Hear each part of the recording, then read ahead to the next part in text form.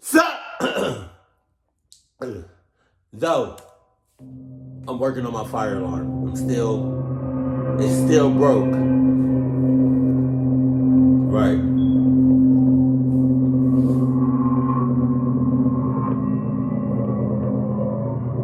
Okay.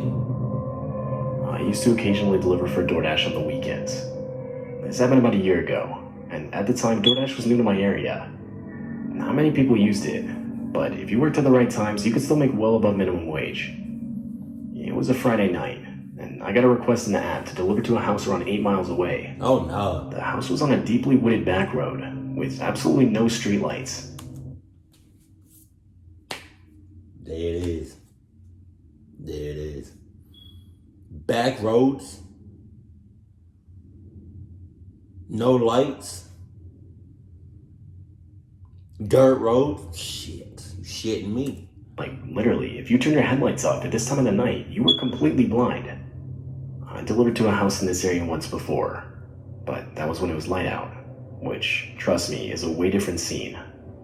I didn't have much for phone service, so it was difficult to find exactly where I needed to be. But after a while, I finally found the place. The house seemed pretty similar to a lot of the other houses in the area. Secluded looking, and right on the edge of being able to comfortably call it abandoned. So there's abandoned. So there's other houses in our neighborhood. I guarantee you, I bet you everything on Kane's life. Every house in that neighborhood was in cahoots. Shouts out, hashtag fire alarm.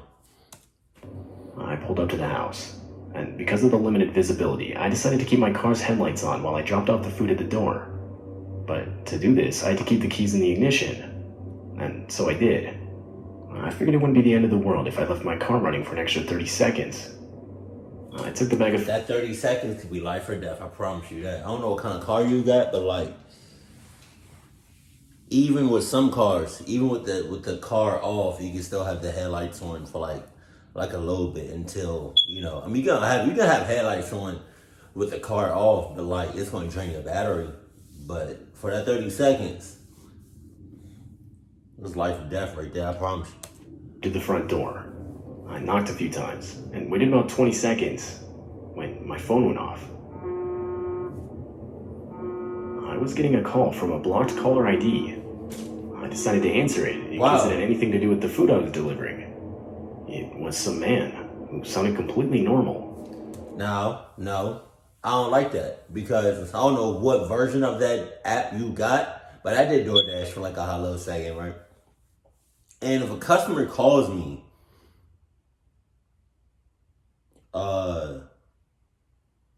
it would usually say DoorDash or Dash or something. It wouldn't just, nope. He explained how he was the one who placed the DoorDash order, and he then asked me if I could just bring it to him around back. Wow! I was already sketched out as is, and so I told the guy, no way. If he wanted his food, he needed to come to me up front. Yeah. Or not at all. Bow. I took it right there. I put it right there at the foot of your doorstep. You lucky if I did that shit. And I snap a picture, bitch. I snap it, I put it on DoorDash, let you know it's right there. Boom. I guarantee you nobody else is gonna take that shit. They're not gonna steal from you. You know why? Because it's abandoned and it's out in projects. I don't know why I said projects. It's just out in the boondocks. West Bubblefuck. It is. If something's far enough, I say West Bubblefuck. I'm just saying, like, because I know how DoorDash work. You can just put it right there on the doorstep, snap a picture, upload it to the Dasher thing, to the DoorDash, and bam, you go, get the hell on with that. To that, the line just went dead. I told myself I'd wait at the front door for one more minute, and if this guy didn't show up, I was just gonna leave. Maybe 30 seconds passed, and the guy did show up. The front door opened, and I looked at the dude. He was wearing a black ski mask, and was just standing there looking at me. I held out the food, but he made no reaction. That's when the guy yelled out, "All right, now."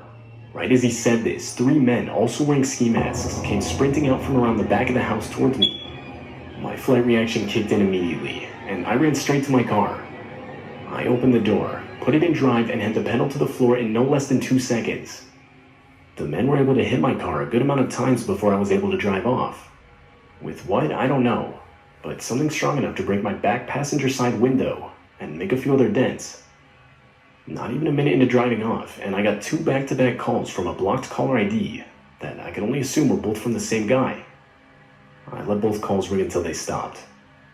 I was shaking uncontrollably and still struggling to regain my composure. But after a few minutes, I calmed down enough to call the police and report the incident. And that was that. I don't know what ended up happening, and I genuinely don't want to know. I've tried to distance myself from the whole situation as much as possible. It's beyond terrifying for me to imagine what those guys had planned for me that night. A part of me thinks it was just to rob me, but another part of me thinks they wanted to kidnap me, or worse. There's 3 of them, right? 3 separate condoms for you. I'm not going to elaborate on that. I'm going to leave it right there. You know. I promise y'all, I'm in the process of fixing these fire alarms. Just bear with me.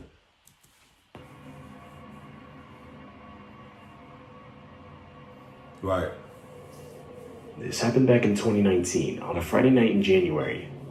I had just gotten back from work, and was honestly way too tired to make my own food. I always heard good things about food delivery apps, and so I figured that night was the perfect night to finally download one and try it out. I just downloaded the first one that showed up. I then made an account, placed an order at a semi-nearby restaurant, and turned on Netflix to watch while I waited for it to arrive. Now, it's worth mentioning that on this night in particular, there was a lot of snow on the ground. The app said the delivery would take around 20 minutes, but I figured that didn't account for the terrible driving conditions. I honestly assumed it would probably take double that. I can't remember exactly how much time had passed, but it finally got to a point where I figured I'd just forget it and cancel the order. But right before I did, I got a message from the driver. Word for word, the message read, "Can't find your house. What's your personal phone number?" I'm good. Now, you gotta remember, I had just downloaded the app that night, so I didn't know if it was common or not for drivers to ask for their customers' personal phone numbers. But I ended up giving it to him anyway. Around 10 minutes later, he would contact me, but not over a phone call like I expected. The guy texted me, saying he'd be at my place with the food in 10 minutes. This unsettled me a bit. I was under the impression he needed my phone number so he could call me and get better directions. But I just tried to brush it off. Around 10 minutes later, I would get another text saying he left the food on my doorstep. I went outside to get it and sent a text back thanking him. I figured that was that. But around midnight, I would get another text. It was the delivery driver. The text simply read, "I really liked your sweatshirt." This was... See, after he put that food on your doorstep, you grabbed it, that's when you should have blocked him. But then again, he knows your address. So, I mean, I'm getting extremely weird, as the text suggested that the guy had stayed to watch me grab the food from my doorstep. I tried to play it cool, and responded with something like, "Haha, yeah, thanks. It's pretty nice." I can't remember everything that was said next, but it was some string of multiple texts that were something along the lines of, "So how's your night going? What are you up to?" Alright. And various other seemingly harmless messages. that's very harmless. What he's doing right now, that's harmless as hell. You just don't know it yet, but I do. Do y'all? Let me know in the comment section below. Let's get back to it. These... What? I didn't respond. At the end of the day, I told myself I didn't know this guy, and I had no obligation to keep a conversation going. So, I just went to bed. But come morning, I would wake up to 20-something texts and multiple missed calls, all from the same number. It was again that same delivery driver. The last text was sent at 3 a.m., and as I scrolled through the texts, 2 in particular caught my eye. One of them read, "I'm outside your house," and the other said, "I can't see anything through your window. It's too dark." But that wasn't even the worst of it.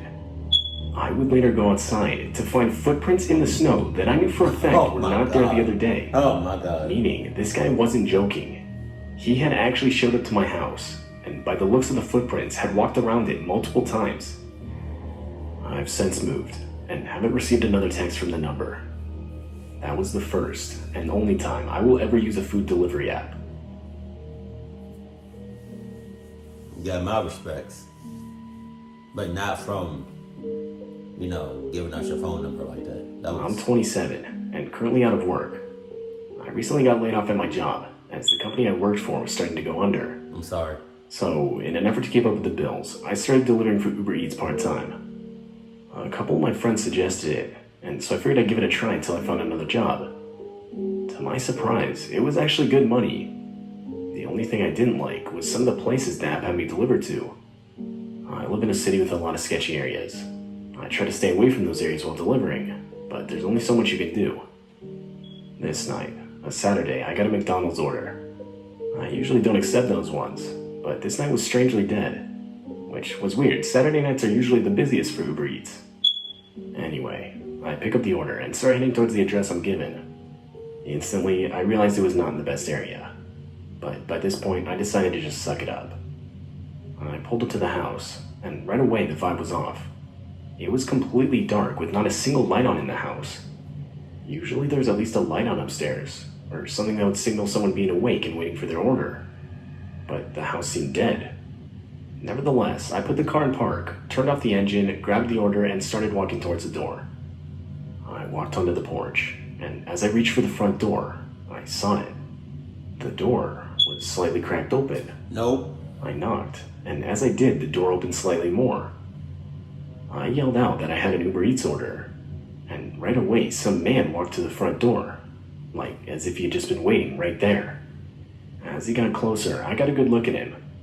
Now, I'm not one to judge a person by their physical appearance, but this guy was practically covered head to toe in tattoos. The guy looked extremely intimidating, definitely not someone you'd want to mess with. He had this look of frustration, or almost anger on his face. He was staring at me dead in the eyes. I lifted up the bag of food, and he grabbed it. The guy then started reaching in his pocket. I figured he was going to give me a tip, but no. Before I knew it, the guy was holding a hunting knife and pointing it. Nah. He was gonna give you a tip or something. He was gonna give you a tip, all right. Pause. My direction. My stomach dropped, realizing the situation I was now in. I was either going to get robbed for everything I had, or worst case scenario, killed. My mind was now racing. Thinking as fast as I could, I turned around towards my car, screamed at Derek to grab the gun, and put my hand in my pocket to start my car's engine from a button on the key. But there was no Derek, and I was in no way armed. But I figured if I could somehow convince this guy I was, I gave myself a chance to get out of this. All I could do was pray that the threat along with the vehicle starting would be enough to convince this guy I didn't come here alone. And luckily it was. The guy shoved me back and slammed the front door. I ran back to my car and practically tore the door off trying to get in. I got out of there as fast as I could. I would of course end up calling the police, but I never heard anything back about whatever ended up happening.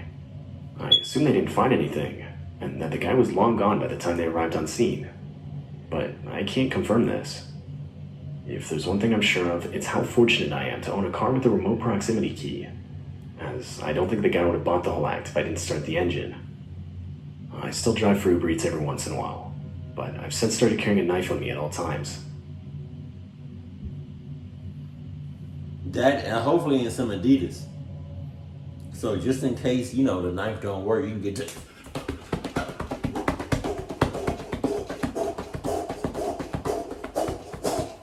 Get the hell on.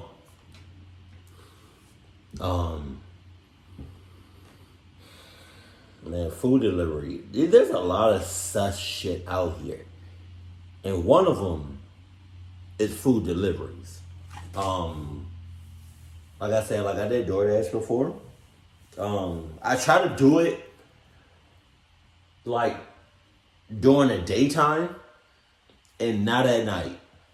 Because I've been to a lot of sketchy stuff, like a lot of sketchy areas during the day.